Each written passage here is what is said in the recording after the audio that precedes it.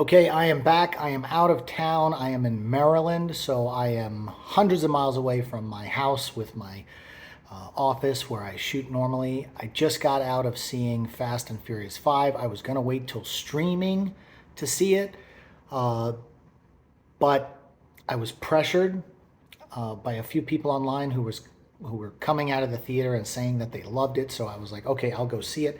And I have to say, you have to check your brain at the door. And that's a given at this point.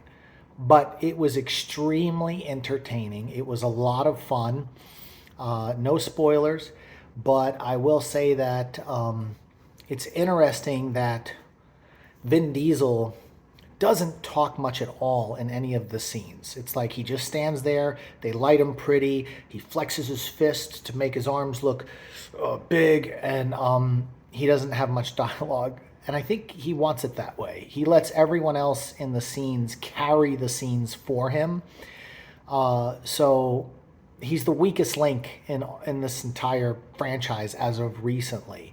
But I will say the movie was fun. It was popcorn. It was exciting. All of it's unrealistic, and you just got to check your brain at the door. So I thought Brie Larson was awesome, but she needed more screen time. It was nice to see a lot of cameos and familiar faces from the other movies. No one ever dies in these films, and if they do die, they figure out a way to bring them back. It's like a soap opera. People just don't die in the Fast and Furious franchise. And so that's the one thing that seems like the weakest link in all of this is that the stakes seem high, but they're really not. And no one's ever really in danger. No matter how many explosions, no matter how many helicopters, no matter how many cars are hooked on cables and carried across the ocean, whatever the case may be, no one's ever going to die. They're always going to get away with it. They're always going to save the day. And so that's what you're going in to see. Have fun. There is a post-credit scene. I'm sure it's been spoiled already. I think it was spoiled in the trades, but it's good.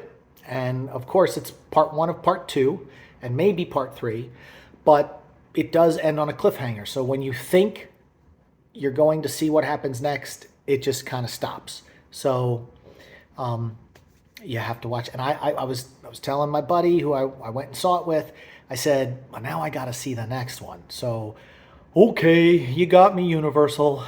I'm going to have to go watch the next one when the next one comes out. But yes, go see this movie. Check your brain at the door. It's a popcorn flick. It's perfect for summer. Just go see FastX. And one more thing. Jason Momoa steals this movie. He is the best part of this film. He is like, and I know this isn't a stretch, but he is like Heath Ledger in The Dark Knight.